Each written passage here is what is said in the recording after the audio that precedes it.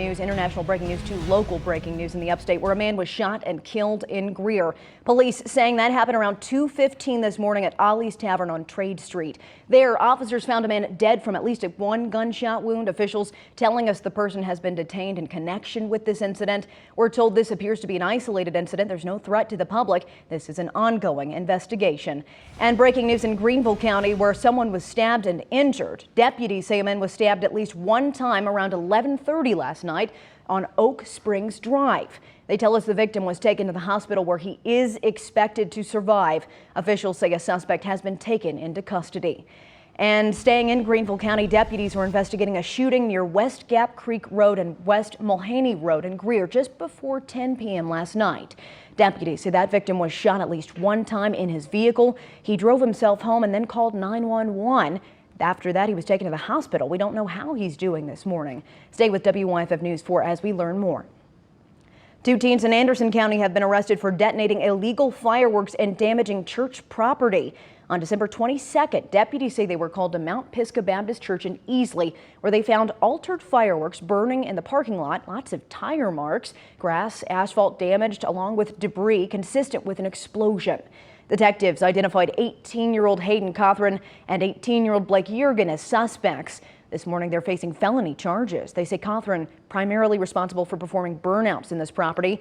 Deputies tell us they believe Yergin and a juvenile male were involved in detonating the altered fireworks. And in Cherokee County, we now know of the names of two people who were found dead inside a Gaffney home New Year's Day. Officials believe the death of 71-year-old James Rennie and 76-year-old Deborah Drum were both caused by carbon monoxide poisoning. They were both found dead in separate rooms within their home. Gaffney police were called to the house around 5 p.m. Thursday after neighbors requested a wellness check after not hearing from either one of them. The neighbors did call 911, and then the fire department came after the police arrived on the scene to assist with getting into the residence, and not only that, but in order to clear the residents of any of the fumes that were in there from the gas. Piedmont Natural Gas visited that home Thursday night to determine where that gas was coming from. So far, officials have not confirmed the exact source. And over in Spartanburg County, we now know the name of a person who died after a house fire. That fire was 3 o'clock Thursday morning at a home near Paris Bridge Road and Berry Road. The coroner says 72-year-old Danny Gosnell was pronounced dead at the scene. The fire chief told us 50% of the house was destroyed, including the roof and one of the bedrooms.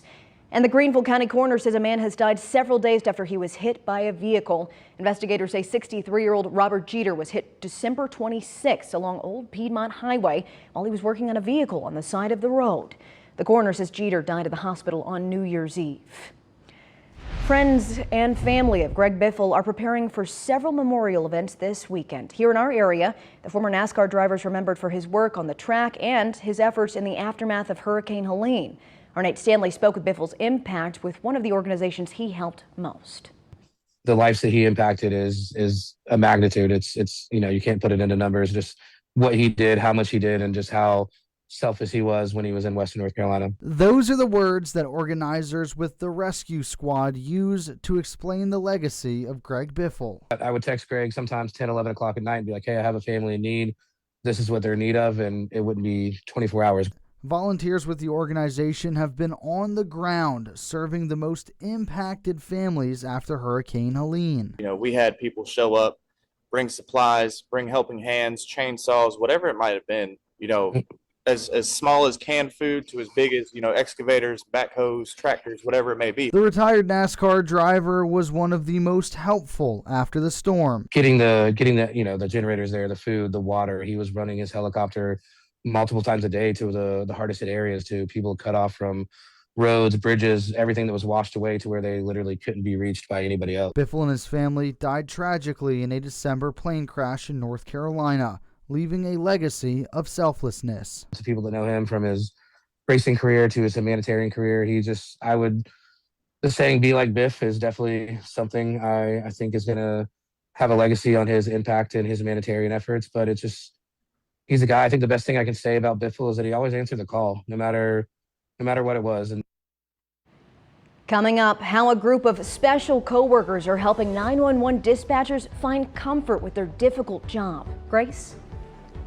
And here we got some rain for us today. Impact weather day for us. The reason why, showers through the morning, cloud cover, just not the best day to be out and about. Coming up, I'll tell you when this will clear up.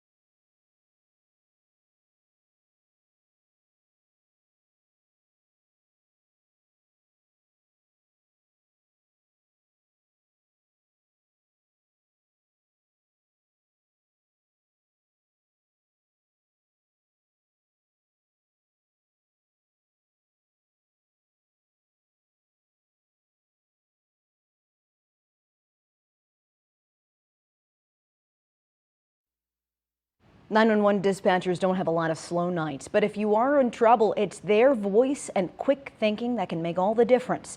It's a difficult job that can take a toll, but it's eased by everyone's favorite coworker. Ford Hatchett has that story.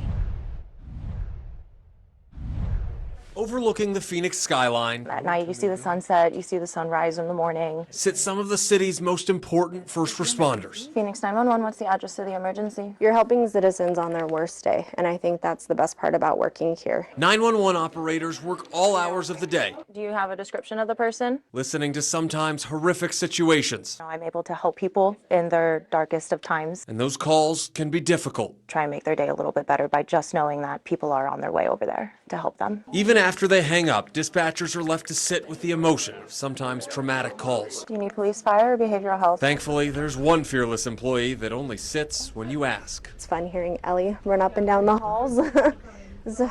But it just brings a sort of lightness to the comm center. Ellie works the day shift, one of 2 therapy dogs trained to comfort dispatchers after particularly hard calls. Ellie and Spirit are both keyed in to kind of recognize that and go and sit with them and just provide that comforting resource. Definitely helps with the stress factor of the job. And don't worry, Ellie gets to have a little fun on the job too. Definitely help with the bad calls that we do have, being able to just kind of walk over and give them a little pat and just find that comfort in knowing that there's a dog there. And I mean, dogs make everybody feel better. And making people feel better is one of the best perks of this job, whether you have 4 legs or 2. It's very gratifying knowing that you're able to help somebody. Even if you can't physically help them, you're still helping them. And if that's what you want to do in life and you enjoy helping people, then it's definitely a good job to do. Phoenix PD is always looking for new dispatch recruits, even offering a $7,500 signing incentive, though only humans are eligible for that cash.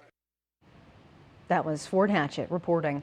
After the break, the FBI says it's arrested a man who they say was planning a potential New Year's Day terror attack in North Carolina.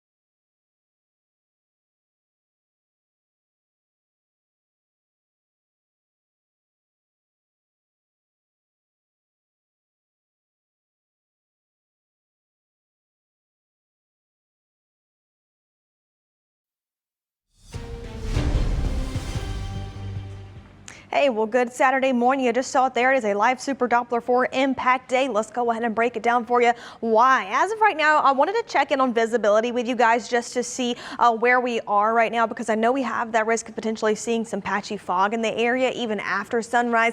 Right now, fog really not what we're dealing with. I know we had some rain overnight. Temperature's still a bit chilly out there. Mid to upper 40s in Greenville, 46 there into Spartanburg, 45 into Asheville, 50s into Anderson and Lawrence. As for wind speeds right now, still not breezy outside, just sustained around 5 to 10 miles per hour as we go towards the rest of the day. But here's that wider perspective. Boy, we got some rain not only across our area, but across the state of South Carolina. Still have some more headed our way, right, as it continues to move towards the east and towards the coast. Certainly seeing some rain if you got some friends or family in Columbia or Charleston. Here's what it looks like for us even into just about 15 minutes or so. 5:30. Still dealing with a few showers moving through by sunrise, about 8 or 9 o'clock as well. Still dealing with cloud cover, isolated showers here and there. As we get a bit closer towards 12 to 1, I believe that's when most of the rain will be leaving our area, and then could potentially see some breaks in the clouds just before sunset late tonight. Then really staying dry, but it's dealing with cloud cover out there as we go towards Sunday. Here's what it is for you, kind of stacked up hour by hour so you get a better idea. By 6 o'clock, still dealing with rain out there. 9 o'clock, same thing. Even by noon, scattered showers moving through. This is an impact day, and the reason why is because